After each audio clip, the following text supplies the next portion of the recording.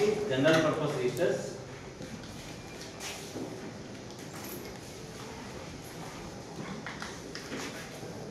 and special purpose registers.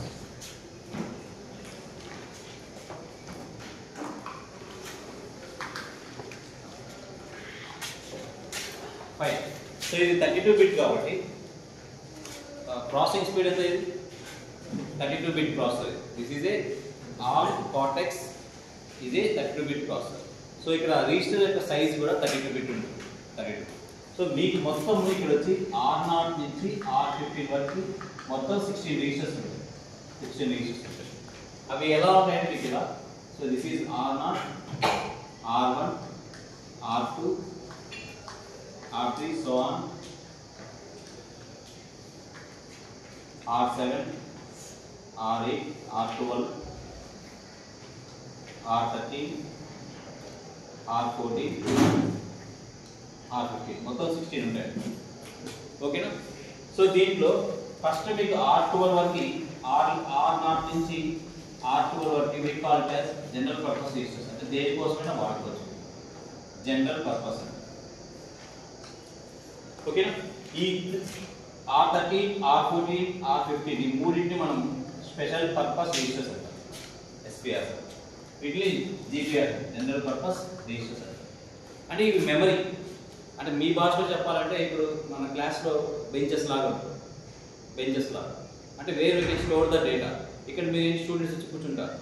So ఇప్పుడు మనం వీటిని జనరల్ పర్పస్ రిజిస్టర్స్ అని అంటారు. కొన్ని బెంచెస్ని వదిలేసాం, ఆడ ఎవరైనా కూర్చోవచ్చు, అమ్మాయిలైనా కూర్చోవచ్చు, అబ్బాయిలైనా కూర్చోవచ్చు. సో అట్లా వీళ్ళే కూర్చోవాలని లేకుండా అందరికి ఓపెన్గా పెట్టేసాం. They are called as general purpose register. అలాగే స్పెషలైజ్ డిసీజ్. ఇప్పుడు ఆ సీట్ ఉందనుకో, ఒక కూర్చుంటే టీచర్ కూర్చుంటాడు, లేదంటే ఖాళీగా ఉంటాడు. సో అలాగని పెట్టి మనం we called as special purpose register. Register is nothing but which stores data. So ఈ మైక్రో కంట్రోలర్లో మనకున్న రిజిస్టర్స్ ఇవి. సో దీంట్లో కూడా మనకి ఏంటంటే ఒరిజినల్గా మనకు యాక్చువల్గా ఒక మైక్రో కంట్రోలర్ కొనుక్కున్నాం అనుకోండి, ఒక మైక్రో కంట్రోలర్ కొనుక్కున్నామంటే సో దీని కెపాసిటీ 32 బిట్ అనమాట. అట్ ఏ టైం ప్రాసెసింగ్ ఎంత స్పీడ్ 32 బిట్ చేస్తారు. సో బట్ రియల్ టైంలోకి వచ్చినప్పుడు ఒకసారి అప్లికేషన్ మనకు 32 బిట్ అవసరం లేకపోవచ్చు, 8 బిట్ అవసరం ఉండొచ్చు, 16 బిట్ అవసరం. What is 32 bit, what is 8 bit, what is 16 bit అంటే స్పీడ్. అంటే ఈ ప్రాసెస్ ఒక మనిషి అనుకో, వాడు క్యాలిక్యులేషన్ చేయాలనుకో 32492 41892 ఇట్లా 2 బిట్స్ని యాడ్ చేయమని అడిగాను. సో వీడి ఎడిషన్లో వీడు 2 బిట్లు అయితే ఈజీగా యాడ్ చేయవచ్చు. ఇప్పుడు మనం లాగా ఒక 2 నెంబర్స్ అయితే యాడ్ చేయడం బాగుంటే ఒక్కొక్క నెంబర్ ఒక స్పీడ్లో ఉంటుంది. చిన్న నెంబర్ అయితే చేసేయగలుగుతాం, పెద్ద నెంబర్ అయితే కొంచెం టైం పడుతుంది. ఇంకా పెద్ద నెంబర్ అయితే ఇంకా పెద్ద నెంబర్ పెద్ద నెంబర్. ఇప్పుడు ఒక 4 నెంబర్ని అందరూ ఎందుకు గుర్తుపెట్టుకోలేమని, బికాస్ 10 డిజిట్స్ ఉంటాయి కాబట్టి అంత మెమరీ స్టోరేజ్ మనకు అలవాటు పడింది. చిన్నప్పటి నుంచి మనం చిన్న 4-5 బిట్స్ వరకు నెంబర్ గుర్తుపెట్టుకోవాలి, పెద్దవి గుర్తుపెట్టుకోలేదు. సో ఇప్పుడు ఇది ఒకప్పుడు 8 బిట్ అయితే ఓల్డెస్ట్ మైక్రో కంట్రోలర్స్ అన్ని 8 బిట్ ఉండేది, తర్వాత 16 బిట్ ఇచ్చాయి. ఇప్పుడు లేటెస్ట్ 32 బిట్ వచ్చాయి. ఇప్పుడు ఫర్ ఎగ్జాంపుల్ 32 లేటెస్ట్ మార్కెట్లో ఉంది కదా అని కొనుక్కున్నాం. బట్ ఈ అప్లికేషన్కి 32 బిట్ అవసరం లేదు, 16 బిట్టే కావాలి. సార్ అంటే ఇప్పుడు అంటే మీరు ఇదే ఆలోచించండి. ఒక మనిషికి టేబుల్ తయారు చేసి పెట్టారు, ఓకేనా? వాడి సైజు ప్రకారం. సో ఇంతకుముందు చిన్నపిల్లలు కూర్చున్నారు, చిన్న సైజు తయారు చేసుకుంటారు. ఇప్పుడు పెద్దోళ్ళు అంటే వయసులో ఎక్కువ ఉన్న వాళ్ళు కూర్చుంటారని చెప్పి చైర్ కొంచెం పెద్దది చేసి పెట్టారు. So that doesn't mean that చిన్నపిల్లలు వచ్చి కూర్చోకూడదని కాదు కదా. చైర్ పెద్దది అంటే సైజ్ పెద్దది, దట్ డజంట్ మీన్ దట్ చిన్నపిల్లలు కూర్చోకూడదని కాదు. కెపాసిటీ పెంచామంటే ఎవరైనా కూర్చోవచ్చు అని ఉన్నట్టున్నారు. సో ఇప్పుడు కెపాసిటీ 32 బిట్ వచ్చిందంటే ఇది 8 బిట్కి పనిచేయదని కాదు కదా, 16 బిట్కి పనిచేయదు కాదు కదా. అర్థం? ఇప్పుడు నెక్స్ట్ టైం 64 బిట్ పెద్ద సైజ్, ఇంకా పెద్ద సైజ్ తీసుకున్నాం ప్రాసెస్కి. దట్ డజంట్ మీన్ దట్ 32కి పనిచేయాలని, 8కి పనిచేయకూడదని కాదు. ఎప్పుడు కూడా టెక్నాలజీ ఎప్పుడు ఎలా ఉంటుందంటే ఇప్పుడు ఫర్ ఎగ్జాంపుల్ మొబైల్ ఫోన్ పనిచేస్తుంది అనుకో, దాంట్లో ఎస్ఎంఎస్లు, మీకు ఎంఎంఎస్లు, వాట్సాప్లో పనిచేస్తారు అనుకో. కొత్త అప్డేట్ ఫోన్ వచ్చిందంటే పాతవన్నీ పనిచేయగానే ఉండకూడదు, పాతవి పనిచేసి ఎక్స్ట్రాగా పనిచేయాలి ఇంకొంచెం. అర్థం? ఎప్పుడు కూడా టెక్నాలజీలో ఎప్పుడు కూడా మనం ఇప్పుడు కెమెరా ఫోటో తీసుకున్నాం, దాంట్లో నువ్వు పరిగెడుతూ ఉంటే కెమెరాలో ఫొటోస్ తీసుకోవచ్చు. కొత్త ఫోన్ ఇంకోటి ఏదైనా కొత్త కెమెరా కొన్నాం అంటే ఆ పాత ఫీచర్ పోకూడదు, పాత ఫీచర్ ఉండి ఎక్స్ట్రా ఫీచర్స్ ఏమైనా ఉండాలి, అవునా కదా. సో ఇక్కడ కూడా ఈ సైజు 32 బిట్ చేస్తున్నాం అంటే ఓల్డ్ వాటికి కూడా పనిచేయాలి, అంతేగాని ఓల్డ్కి పని చేయగానే ఓల్డ్ కొత్త దానికి పని చేయాలి. అందుకోసం వీళ్ళు ఏం చేస్తారంటే ఇప్పుడు ఈ ఒక్కొక్క రిజిస్టర్ యొక్క సైజ్ ఏం చేస్తారంటే 32 బిట్ కదా, 32 బిట్ సైజు, బట్ ఇది 16 కూడా పని చేయాలంటే ఎలా అని ఆలోచించారు. సో అందుకోసం ఏం చేస్తారంటే ఫస్ట్ 8 రిజిస్టర్స్ని అంటే R0 to R7 8 రిజిస్టర్స్ని 16 బిట్ కూడా వాడుకోవచ్చు అని చెప్పారు. ఓకేనా. So this is for 16 bit అని చెప్పారు, 16 బిట్ వాడు. సో దానికి మామూలుగా వీళ్ళు 2 నేమ్స్ పెట్టారు, 2 నేమ్స్ పెట్టారు. One is thumb instruction or general instruction, 2 times పెట్టారు. Thumb instruction, next general instructions. అంటే 16 బిట్ సైజులో ఇస్తుంటే దాన్ని థంబ్ ఇన్స్ట్రక్షన్ అన్నారు. అంటే నువ్వు కెపాసిటీ 32 బిట్ దాంట్లో 16 వాడుకోవాలంటే నువ్వు ఇప్పుడు జనరల్ ఇన్స్ట్రక్షన్ పనికిరావు, ఎందుకంటే జనరల్ ఇన్స్ట్రక్షన్ అని దాని సైజ్ ఎప్పుడు బై డిఫాల్ట్ ఎంత తీసుకుంటాయి. ఫర్ ఎగ్జాంపుల్ ఇట్లా మూవ్ R1 కామన్ పెట్టాలనుకో, R1 సైజ్ ఎంత తీసుకుంటుంది, ఇది 32 బిట్ తీసుకుంటుంది, ఎందుకంటే కెపాసిటీ 32 కాబట్టి. సో అలా కాదని 16 కూడా వాడుకోవాలంటే 16 కూడా మనం కూడా మైక్రో కంట్రోలర్ 16 బిట్ చేసాము, లేదు మూవ్ ఎక్స్ అని పెట్టేవాళ్ళు, అంటే 16 బిట్ అని చూపించడానికి. సో ఓన్లీ ఎక్స్ 16 బిట్ అని చూపించకపోతే మూవ్ రాస్తారు. So size of the register మారుతున్నప్పుడు ఈ ఇన్స్ట్రక్షన్ కూడా మారుతుంది, కంపల్సరీ మారుతుంది, మారాలి. సో అందుకే 2 టైప్స్ ఆఫ్ ఇన్స్ట్రక్షన్స్ అన్నారు, thumb instruction, general instruction. General ఇన్స్ట్రక్షన్లో ఇది 32 బిట్ తీసుకుంటారు సైజ్, థంబ్ ఇన్స్ట్రక్షన్లో ఇది 16 బిట్ తీసుకుంటారు. ఇది క్లియర్, ఓకేనా. ఇది లేటెస్ట్ వర్షన్ 32కి డైరెక్ట్గా వాడుకుంటే దీన్ని జనరల్ ఇన్స్ట్రక్షన్ అంటారు. దీన్ని 32 వల్ల ఓల్డర్ వర్షన్ కూడా వాడుకోవచ్చు, ఓల్డర్ వర్షన్ వాడుకొని థంబ్ ఇన్స్ట్రక్షన్స్ అంటారు. ఇది క్లియర్. సో దీంట్లో ఇప్పుడు అందుకోసం మనం ఏం చేస్తారు, థంబ్ ఇన్స్ట్రక్షన్స్ కోసం సో R0 నుంచి R7 వరకు ఫిక్స్ చేస్తారు. So the registers R0 to R7 are called as now thumb instructions ఉపయోగిస్తారు, 16 బిట్ వాడతారు. ఇది క్లియర్. ఇక అన్ని దానికి ఒక పేరు పెట్టారు, లో రిజిస్టర్స్. లో రిజిస్టర్స్ అంటే నో లెవెల్, అంటే ఓన్లీ 16 బిట్ కి లోయర్ పార్ట్ ఒకటే వాడుకుంటే దాన్ని లోయర్ రిజిస్టర్స్ అన్నారు.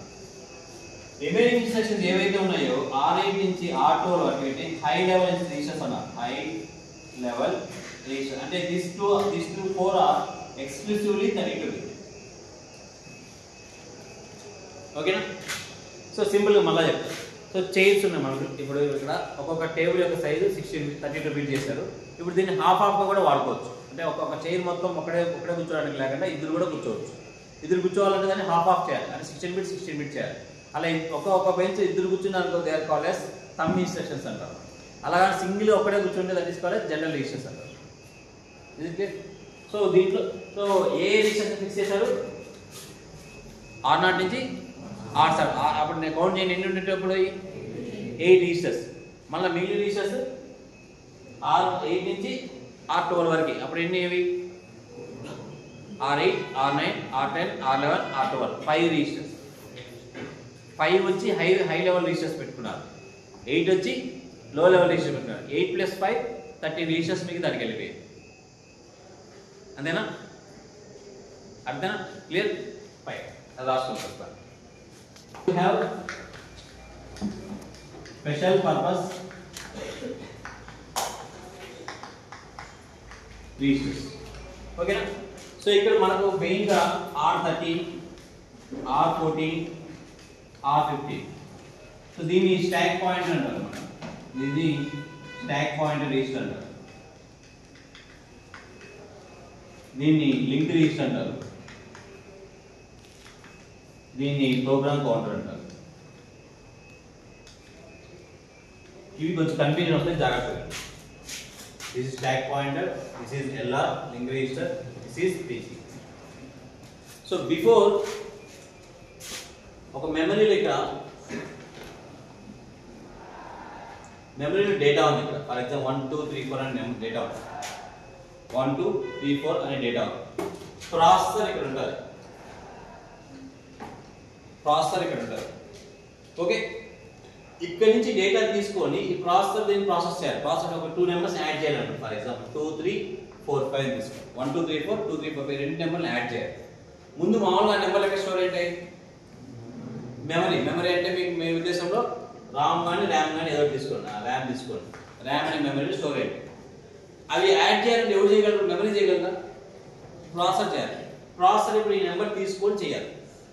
ఓకేనా? ఈ నెంబర్ ఇక్కడ ఒక బస్ అనే వైర్ ద్వారా ఎన్ని ఇక్కడికి వస్తుంది. ఓకే, సో అంటే ఇక్కడ ఇప్పుడు 1 2 3 ఇక్కడికి వచ్చిందంటే ఇప్పుడు ఇది ఇక్కడ రిమూవ్ అయిపోయింది. అక్కడ ఉందా? ఆ మెమరీలో ఉండాలా ఉండకూడదా? యాడ్ చేయడానికి రెండు యాడ్ చేసి నీకు ఫైనల్ ఏం కావాలి? ఆన్సర్ కావాలి. సో 1 2 3 4 కి 2 3 4 5 యాడ్ చేస్తే 9 7 5 3 ఇది ఆన్సర్ రావాలి. ఇది ఆన్సర్ రావాలి. ఇప్పుడు ఈ నెంబర్ ఇక్కడికి వచ్చేసాక ఇప్పుడు ఇక్కడ ఉంటుందా ఉండదా? ఓకేనా? సో ఒకవేళ ప్రాసెసింగ్ చేసేటప్పుడు ప్రాసెసర్ కన్ఫ్యూజ్ అయిపోయి మళ్ళీ క్రాస్ చెక్ చేసుకోవాలి. ఇక్కడికి వెళ్ళాలి అంటే 1 2 3 4 తీసుకోవాలి. ఈ బస్సులో ఎక్కడ వచ్చిన 1 2 3 4 బదులు 1 కాకుండా 2 వచ్చింది అంటే కాపీ వన్స్ చేసే కదా బయట కదా ఎర్రర్ వచ్చింది. అప్పుడు ఎక్కడ క్రాస్ చెక్ చేసుకోవాలి ప్రాసెసర్? మళ్ళీ మెమరీకి.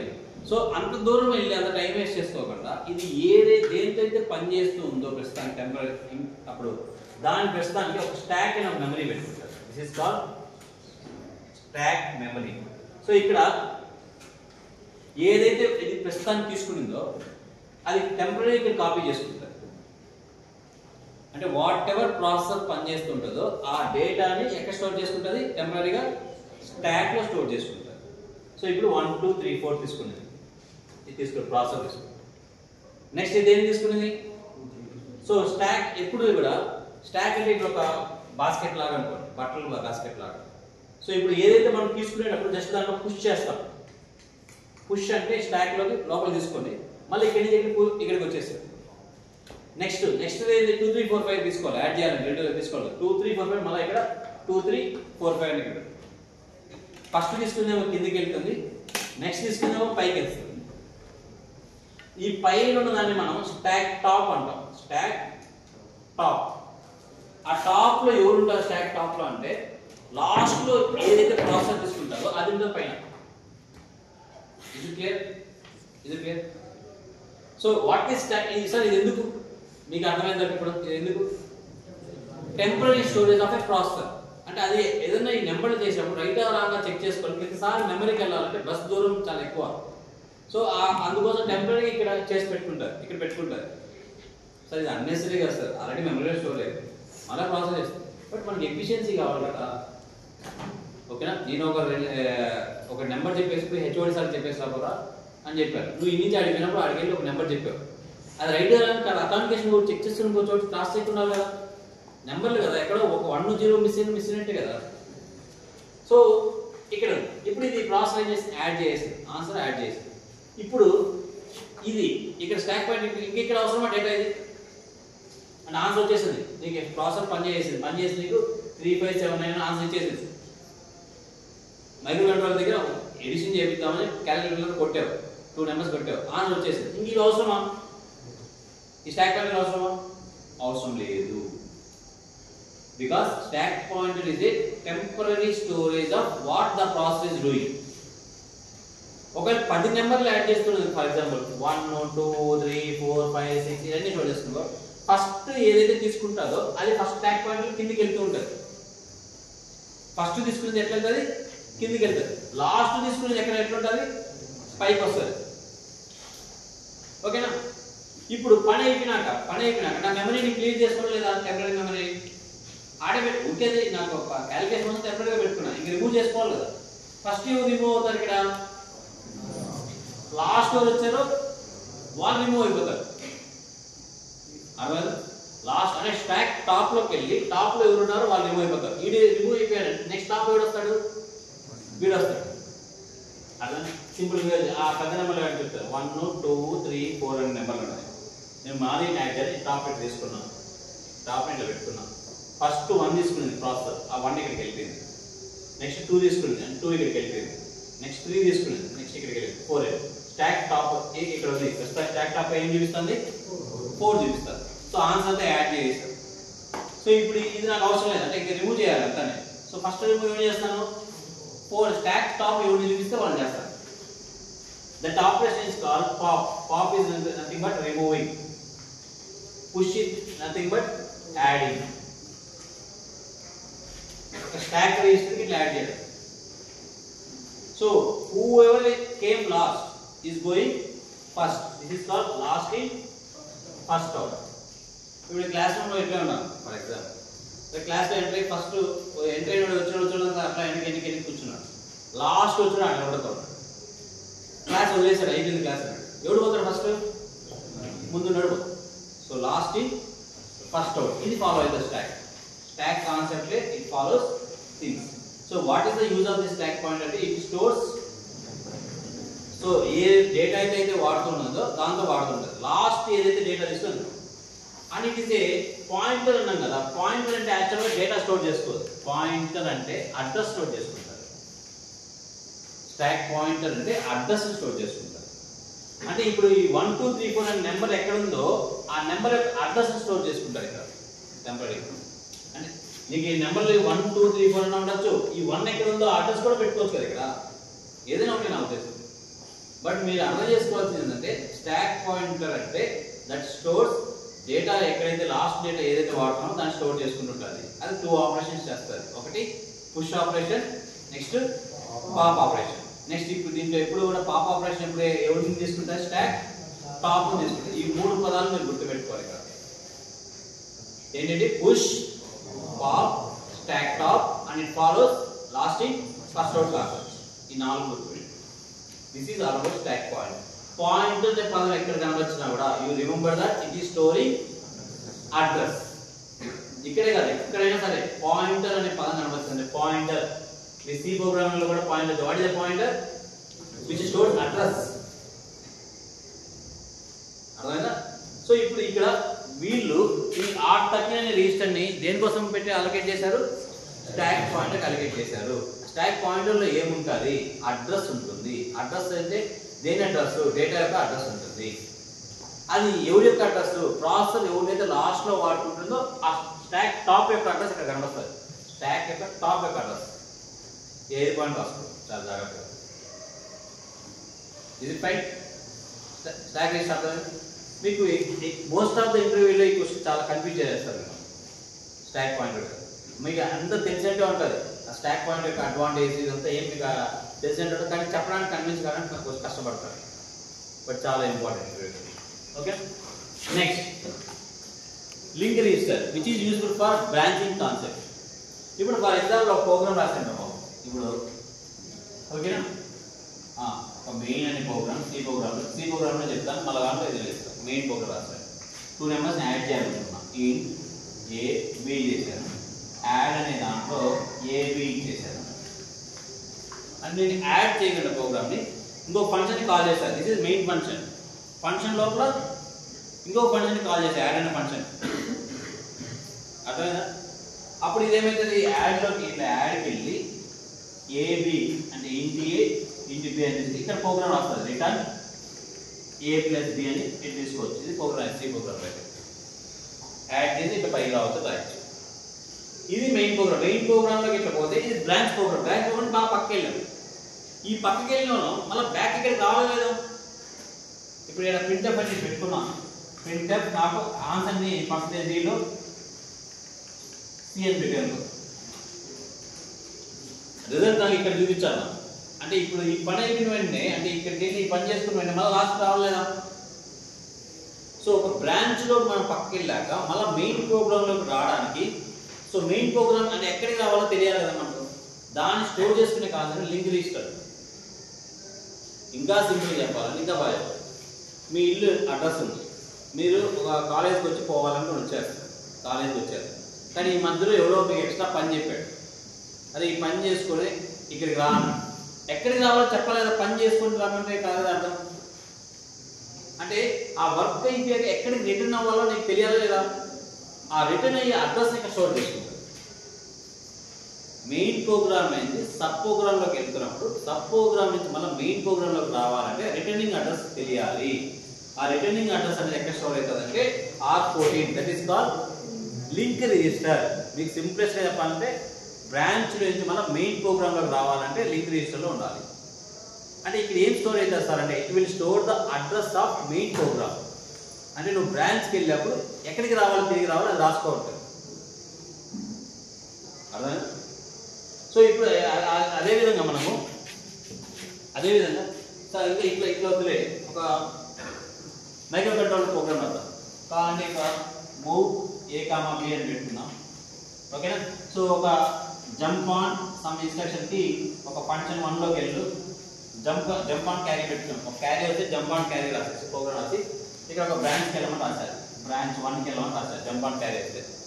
సో ఇప్పుడు బ్రాంచ్ 1 అంటే రాయాలి కదా ఎక్కడ కదా బ్రాంచ్ 1 అంటే ఇక్కడ రాశారు. బ్రాంచ్ 1 అంటే ఇక్కడ ఏం చేసాం మళ్ళా యాడ్ B, C అని పెట్టుకున్నాం. ఈ బ్రాంచ్కి ఇది చేసాక మళ్ళీ ఇక్కడ రిటర్న్ అవ్వాలి కదా నువ్వు. రిటర్న్ అవ్వాలంటే మెయిన్ యొక్క అంటే మెయిన్ ప్రోగ్రామ్ యొక్క ఐడియా ఆ అడ్రస్ ఉన్నారా లేదా నీకు? ఆ అడ్రస్ని ఇక్కడ స్టోర్ చేసుకోండి.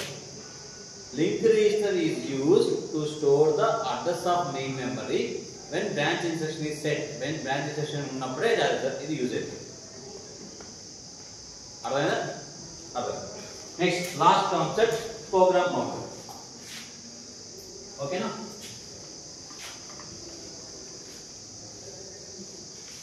ఇప్పుడు ఫర్ ఎగ్జాంపుల్ ప్రాసెసర్ ఉంది. ఇక్కడ ఉంది ప్రాసెసర్ ఉంది, ఇక్కడ మెమరీ ఉంది, ఇక్కడ 1 2 3 4 ఉంది, ఇక్కడ 2 3 5 6 ఉంది. ఓకేనా? ఇప్పుడు ప్రాసెసర్ ఈ రెండు నెంబర్లు యాడ్ చేయాలంటే ఈ ప్రాసెసర్కి వెళ్ళి 1 2 3 4 తీసుకోరా అని చెప్పడానికి ఎవరో ఉన్నారా లేదా? అర్థం?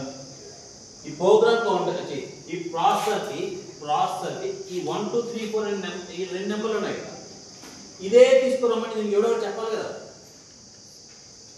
ఎందుకంటే ఇదేం తీసుకోవచ్చు కదా. సో నెక్స్ట్ ఏం పని చెయ్యాలో ప్రాసెసర్ చెప్పే వాళ్ళని program counter. Program counter is a instruction and address to which it help the processor to for next instruction ఏందో డైరెక్ట్ ఇస్తారు. ప్రాసెసర్ నెక్స్ట్ ఏం చేయాలో ఇది చెప్తుంది. That is called program counter. It directs the processor what to do next. Next instruction ఏం చేయాలో చెప్తుంది.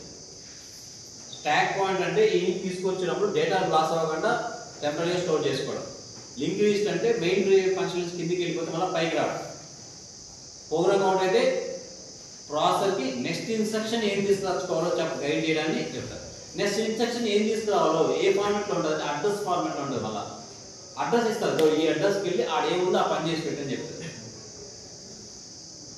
అర్థమైనా? So it points to next instruction. That is program counter. It points to next instruction అని రాసుకో. అది ఇవన్నీ మీకు మైక్రో కంట్రోలర్లో బాగా వచ్చేసింటే మళ్ళీ ఇక్కడ రివైజ్ చేస్తున్నాను.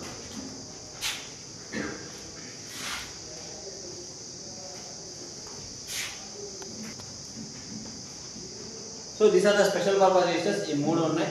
దీన్ని స్టాక్ పాయింట్ అంటే రెండు విధాలుగా వాడతారండి. డిఫాల్ట్ స్టాక్ పాయింటర్ రెండు విధాలుగా వాడతారు. ప్రాసెసర్ స్టాక్ పాయింటర్ అంటే మనం ప్రోగ్రాంలో ఇప్పుడు నేను చెప్పిన ఆల్రెడీ స్టాక్ పాయింటర్ కాన్సెప్ట్ యాస్టీస్ అలానే వాడతారు. డిఫాల్ట్ స్టాక్ పాయింటర్ అనమాట. అంటే అలా వాడడానికి అంటే యూజర్ వాడే స్టాక్ పాయింటర్ డిఫాల్ట్. లేదు ప్రోగ్రామ్ ఇంటరప్ట్స్ వస్తాయి లోపల. ఇంటరప్ట్స్ని హ్యాండిల్ చేయాలంటే కూడా ఇట్లా లాస్ట్ ఇన్ ఫస్ట్ అవుట్ అంటే ఏ ఇంటరప్ట్ ముందు తీసుకోవాలి, ఏ ఇంటరప్ట్ తర్వాత చేయాలి, ఇలా కూడా దానికి అవసరం ఉంటుంది స్టాక్ పాయింట్. ఇంటరప్ట్స్ వస్తాయి, ఒక 50 ఇంటరప్ట్ వచ్చాయి అనుకోండి. ఏ ఇంటరప్ట్ ఎట్లా పని చేయాలి, ఎట్లా డిసైడ్ చేస్తుంది? How interrupts are handle? Priority base. Priority బేస్లో ఏ ఇంటరప్ట్ ముందు వచ్చి రాసి పెట్టుకోవాలా, ఇది ఆర్డర్లో పెట్టుకోవాలంటే ఎక్కడో స్టాక్ చేసి పెట్టుకోవాలా. సో అప్పుడు కూడా మనం ఈ స్టాక్ రిజిస్టర్ వాడుకుంటాం. అందుకని రెండు మోడ్లో వాడుకోవచ్చు. ఇది యూజర్ మన ప్రోగ్రామ్ కోసం వాడతాం, లేకపోతే ప్రాసెసర్ ఇంటరప్ట్ హ్యాండ్లింగ్ కోసం కూడా వాడతాం. So this are dual function of stack pointer. Dual function ఉంటుంది. ఈ రెండింటికి లేదు. స్టాక్ పాయింటర్ మటుకు డ్యూయల్ ఫంక్షన్ ఉంటుంది మైక్రో కంట్రోల్. ఒకటి మనం వాడచ్చు, ఒకటి ప్రాసెసర్ వాడతాం. ఓకేనా? So next important special purpose is PSR, program status register. సో ఇప్పుడు ఏదైనా ఒక ప్రాసెసర్ ఒక వర్క్ చేస్తూ ఉంటే ఆ వర్క్ యొక్క స్టేటస్ని చెప్పేదాన్ని ప్రోగ్రామ్ స్టేటస్ రిజిస్టర్ అంటారు. ఓకే, సో ఇప్పుడు ఫర్ ఎగ్జాంపుల్ నేను ఒక క్లాస్ జరుగుతున్నాను, ఒక టాపిక్ని కంప్లీట్ చేస్తున్నాను, క్లాస్ జరుగుతుంది, మధ్యలో ఎవరు వచ్చారు, స్టేటస్ ఏంటి అని అడుగుతారు. స్టేటస్ అంటే whether it's completed or not, అంటే హాఫ్ కంప్లీట్ అయిందా, 60% కంప్లీట్ అయిందా, 80% కంప్లీట్ అయిందా. సో అలా ఒక ప్రాసెసర్ ఒక వర్క్ చేస్తూ ఉంటే దాని యొక్క స్టేటస్ని నోట్ చేసి పెట్టడాన్ని స్టేటస్ రిజిస్టర్. అంటే ఇప్పుడు మైక్రో ప్రాసెసర్ డైరెక్ట్ మనం వెళ్ళి పిలిచి అడగలేం కదా, అరే ఎంత వర్క్ అయిపోయిందని, 2 నెంబర్లు యాడ్ చేయమని ఇచ్చాను, వర్క్ ఎంత వర్క్ అయిందని అడగలేం కదా. అందుకని అది కూడా మై ప్రాసెస్ ఏంటంటే అది ఏం చేస్తుందో అది అప్డేట్ చేస్తూ ఉంటుంది అనేది దాని యొక్క స్టేటస్. అది ఎక్కడ అప్డేట్ చేస్తుంది, ప్రోగ్రామ్ స్టేటస్ రిజిస్టర్ అనే రిజిస్టర్లో అప్డేట్ చేస్తూ ఉంటుంది. సో దాంట్లో కూడా 3 టైప్స్ ఉన్నాయి, ఓకేనా. సో ఇప్పుడు మనం చేస్తున్న పనికి అప్లికేషన్ రిలేటెడ్ దాని అప్డేషన్ ఇచ్చిందనుకో అప్లికేషన్ పిఎస్ఆర్ అంట. అప్లికేషన్ పిఎస్ఆర్ అంటే వర్క్ ఏదైతే ఫైనల్గా చేస్తుందో, అంటే ఇప్పుడు ఒక ఎంబెడెడ్ సిస్టమ్ ఇక్కడ వాడారు, కెమెరా కోసం వాడారు. ఈ కెమెరా పని ఈ డేటాను తీసుకెళ్ళి అక్కడ సర్వర్కి ఇస్తుంది. ఆ వర్క్ ఎంతవరకు అయిందో ఆ స్టేటస్ అప్డేట్ చేస్తుంది, that is call application PSR. అలా కాకుండా ఇంటరప్ట్స్ వచ్చాయి. ఇప్పుడు ఫర్ ఎగ్జాంపుల్ ఇంటరప్ట్స్, ఆ ఇంటరప్ట్ ఫర్ ఎగ్జాంపుల్ క్లాస్లో వచ్చారు, ఎవరో వచ్చి ఇంటరప్ట్ చేశారు, సార్ నాకు చిన్న అనౌన్స్మెంట్ ఉంది స్టూడెంట్స్కి, నేను ఇవ్వాలి అని ఇంటరప్ట్ చేశారు. వాడు వస్తాడు ఇక్కడ వచ్చి మీకు అనౌన్స్మెంట్ ఏదో ఇస్తూ ఉంటాడు. ఆ ఇంటరప్ట్ ఎంతవరకు ఉంది దాని స్టేటస్ కూడా తెలియాలి కదా, అంటే వాడు వెళ్ళిపోయాడా, ఉన్నాడా, కంప్లీట్ అయిందా, వాడు చెప్పేసాడా ఏదో ఉంటుంది కదా. సో ఇంటరప్ట్ రిలేటెడ్ స్టేటస్ ఇస్తే that is called as interrupt PSR. So next last execution, అంటే సో ఎగ్జిక్యూషన్ అంటే ఫైనల్గా ఏదైనా ఒక రిజల్ట్ చేస్తాం దాని యొక్క ఎగ్జిక్యూషన్ చేస్తారు. ఓకే సరే సార్ 3 కలిపి ఒకటే కదా సార్, అప్లికేషన్ అన్నా ఇంటరప్ట్ అన్నా ఎగ్జిక్యూషన్ అంటే ఓకే 3 కలిపి కూడా ఒక స్టేటస్ ఇవ్వచ్చు. అంటే ఏదైనా జరగని, ఇంటరప్ట్ రాని, ఎగ్జిక్యూషన్ చేయని, అప్లికేషన్ ఉంది, 3 కలిపి కూడా ఒక స్టేటస్ ఇవ్వచ్చు. దాన్ని మనం ఓకే ఎక్స్పిఎస్ఆర్ అంటే అన్నిటి మిక్స్ చేసి ఇవ్వండి. ఓకేనా. పిఎస్ఆర్ ఇప్పుడు 3 టైప్స్, అప్లికేషన్ గురించి కానీ, ఇంటరప్ట్ గురించి కానీ, ఎగ్జిక్యూషన్ గురించి ఇవ్వచ్చు. నాకు 3 గురించి ఓవరాల్గా తెలియాలి అనుకుంటే కూడా దాన్ని ఒకటి తీసుకుని దీన్ని ఎక్స్పిఎస్ఆర్. సో మామూలుగా ఆటోమేటిక్ క్యాలిక్యులేషన్స్లో స్టేటస్ ఏముంటాయి మామూలుగా, అంటే ఒక ప్రాసెసర్ అంటే మనకు మామూలుగా ఊహిస్ processor ALU arithmetic and logical. Arithmetic and logical యూనిట్లో ఏం అప్డేషన్ నీకు ఇవ్వచ్చు, ఒక కంప్యూటర్ ఎడిషన్ అయిందా లేదా, నెగిటివ్ నెంబర్ వచ్చిందా లేదా, పాస్ట్ నెంబర్ వచ్చిందా లేదా, 0 వచ్చిందా లేదా, ఇవే ఇవ్వచ్చు. సో యూజువల్గా ఎనీ పిఎస్ఆర్లో ఇవే ఉంటాయి. ఏమి ఇవ్వగలదు, నెంబర్ ఇచ్చిన నెంబర్ నెగిటివ్గా కాదా, నెగిటివ్ అయితే 1 అని పెడతారు, ఓకేనా. స్టేటస్లో నాన్ నెగిటివ్ నెంబర్ అయితే 0 అని పెడతారు. అన్ని సింగిల్ బిట్స్ అనమాట, ఇవన్నీ బిట్, ఇవి డిస్క్రిప్షన్. ఒకవేళ ఇచ్చిన నెంబర్ 0 అయిందనుకో అప్పుడు ప్రాసెసర్ నీకు ఏమని చెప్తుంది, 0 ఫ్లాగ్ సెట్ చేస్తారు, 0 వచ్చి 1 అని పెడతారు. అంటే నువ్వు ఇచ్చిన క్వశ్చనే 0 ఇచ్చినట్టుగా. నాన్ 0 అయితే 0. క్యారీ వచ్చిందనుకో సి క్యారీ కోసం వాడతాం. మామూలుగా ఇది 32 బిట్ కదా, 32 బిట్ సైజ్ కన్నా ఎక్కువ వచ్చింది 34 బిట్ వచ్చింది ఆన్సర్. సో దీన్ని మనం ఓవర్ఫ్లో ఫ్లాగ్ రైజ్ అవుతుంది, అంటే నువ్వు ఇచ్చిన రిజల్ట్ కన్నా పెద్దది వచ్చిందిరా బాబు అని చెప్తుంది. అంటే it's a way of the processor communicating to the user, ఇది జరిగింది లోపల క్యాలిక్యులేషన్ చేసినప్పుడు ఇది జరిగింది అని. ఎందుకంటే ప్రాసెసర్ లోపలికి వెళ్ళి మనం చూడలేం కదా, అర్థమవుతుంది. సో ఇప్పుడు మామూలుగా షిప్స్ కూడా అంతే. ఇప్పుడు మామూలుగా ఇప్పుడు ఏరోప్లేన్స్ ఉన్నాయండి, వాళ్ళు ఏరోప్లేన్ లోపలికి పోతున్నప్పుడు వాళ్ళకి సిగ్నల్ ఉంటారు, అండ్ లోపల ఏం జరుగుతుందో మనం కమ్యూనికేట్ చేయడానికి దే యూజ్ ఎ సిగ్నల్. ఆ సిగ్నల్ బట్టి డేంజర్ సిగ్నల్ ఇస్తే ఒక కోడ్ ఉంటుంది, లైట్ బ్లింకింగ్ ఇస్తూ వస్తాడు, రెడ్ బ్లింక్ అవుతుందంటే లోపల ఏదో డేంజర్ పెట్రోల్ ఫ్యూయల్ ప్రాబ్లం వస్తుంది. సో లోపల ఏం జరుగుతుందో మనకు బయటికి సిగ్నల్ ఇవ్వడానికి స్టేటస్ అంటారు, ఫ్లాగ్. సో మామూలు ఒక అర్థమెటిక్ క్యాలిక్యులేటర్లో ఏమేమి జరిగింది, యూజువల్గా నెగిటివ్ అయ్యొచ్చు, 0 అయ్యొచ్చు, ఇన్ఫినిటీ అయ్యొచ్చు, అంతే కదా. ఇన్ఫినిటీ మ్యాథ్స్లో అంతకన్నా ఏమున్నా మీకు క్యారీ ఫ్లాగ్ అయ్యొచ్చు, ఓవర్ ఫ్లాగ్ అయ్యొచ్చు, లేదా అక్కడే స్టిక్కీ సాచురేషన్ ఫ్లాగ్ అయ్యొచ్చు. సో ఆడే స్టక్ అయిపోయిండొచ్చు. నెక్స్ట్ లాస్ట్ లేదు ఇంటరప్ట్ ఏదో వచ్చింది నాకు, అంటే ప్రోగ్రామ్ చేస్తుంటే ఇంటరప్ట్ వచ్చింది నాకు అని కూడా ఇన్ఫర్మేషన్ ఇవ్వచ్చు. అది నేను ప్రోగ్రామ్ ఒకటి రన్ చేసి ఇంటరప్ట్ కూడా చేస్తుంది, ఇంటరప్ట్ ఇది. నెక్స్ట్ దీంట్లో థమ్ సెట్ అని, థమ్ సెట్ అనేది 16 బిట్ చేస్తుందా 32 బిట్ వర్క్ చేస్తుందా, థమ్ ఇన్స్ట్రక్షన్ చేస్తుందా అనేది ఇండికేట్ చేస్తుంది. బై డిఫాల్ట్ ఇది 1 ఉంటుంది ఎప్పుడు. ఒకవేళ ఎక్సెప్షన్ ఇంటరప్ట్ వచ్చేది ఏ ఎక్సెప్షన్ ఉంది మీకు, ఎక్సెప్షన్ నెంబర్ ఉంటుంది. అంటే ఈ ప్రాబ్లం జరిగింది, ఇన్ఫినిటీ వచ్చింది మనకి నెంబర్స్లో ఇన్ఫినిటీ వచ్చింది అనుకో, ఇన్ఫినిటీని ఒక ఎక్సెప్షన్గా చూపిస్తుంది. ఎవడో మ్యాథమెటిక్స్లో నేను క్యాలిక్యులేటర్ పనిచేస్తుందా లేదా చెక్ చేద్దామని చెప్పి a/b అని ఇస్తాడు, డివైడ్ a/b అని ఇస్తాడు. ఏలో 0 పెడతాడు, బిలో 0 పెడతాడు. అప్పుడు ఆన్సర్ ఏం రావాలి నీకు? 0/0. 0/0 ఎంత? 0నా? ఇన్ఫినిటీయా? ఏంటి? ఇండిటర్మినెంట్ అంటే కట్టలేము, పెద్ద ప్రాబ్లం. మనం చేయలేము అని చూపించడానికి వాడు ఎక్కడో చోట ఏదో ఉండాలి కదా. సో అప్పుడు ఎక్సెప్షన్ వాడుకుంటాడు, ఎక్సెప్షన్ 1 అని థ్రో చేస్తాడు.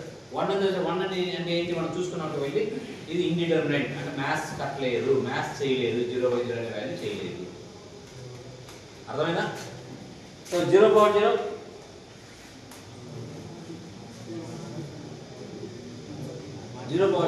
మాలో 1/0 ఉంటుంది కదా, 1/0 1. మరి 0/0 కూడా 1ఏనా? కాదు. మ్యాథ్స్ కూడా ఇంకా చాలా వాటికి ఆన్సర్స్ చెప్పలేదు ఇంకా మనకు కొన్ని. అందుకే మనకు మ్యాథ్స్ అంటే భయం ఎందుకుంటుంది, కొన్ని ఏమి ఎంతవరకు మ్యాథ్స్ ఎవాల్వ్ అయిందో ఇంకా తెలియదు చాలా మంది. 0/0 0 ఇంటూ ఇన్ఫినిటీ, 0 ఇంటూ ఎనిమిది 0 కదా, 0 ఇంటూ ఇన్ఫినిటీ మరి 0నేనా?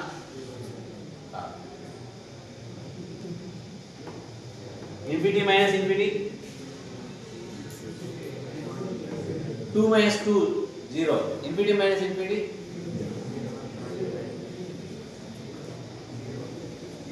No answer. అందుకే వీటి మ్యాథ్స్ ఏముంటుందంటే ఇండిటర్మినెంట్ స్టేట్స్ అంటారు. ఇండిటర్మినెంట్ అవి చెప్పలేము, ఏ ఆన్సర్ చెప్పలేము. అట్లాంటివి వచ్చినప్పుడు అంటే ఇక్కడ ఆటోమేటిక్ క్యాలిక్యులేషన్ ఇచ్చాము, సబ్ట్రాక్షన్ ఇన్ఫినిటీ మైనస్ ఇన్ఫినిటీ, అది ఆన్సర్ నీకు ఏమి ఇవ్వాలి? 0 అని ఇవ్వకూడదు కదా. అందుకని ఎక్సెప్షన్స్ ఇస్తారు. ఎక్సెప్షన్స్ ఆర్ మ్యాథమెటికల్ ఎర్రర్స్, మీరు చేసేటప్పుడు. ఇంటరప్ట్స్ ఆర్ బయట నుంచి వచ్చే ఎర్రర్స్. డిఫరెన్స్ వచ్చిందా? ఎక్సెప్షన్కి ఇంటరప్ట్ తేడా ఏంటప్పుడు? ఇంటరప్ట్ అంటే CPU చేసే పనికి బయట నుంచి వచ్చే డిస్టర్బెన్స్.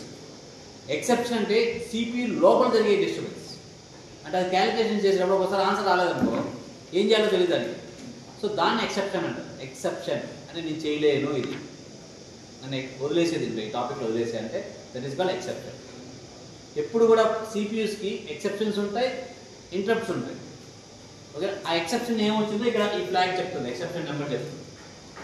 ఇప్పుడు దీనికి ఒక నెంబర్ ఇచ్చుకుంటారు, 0/0 1, 0/0 2, 1/0 3, 4 అని.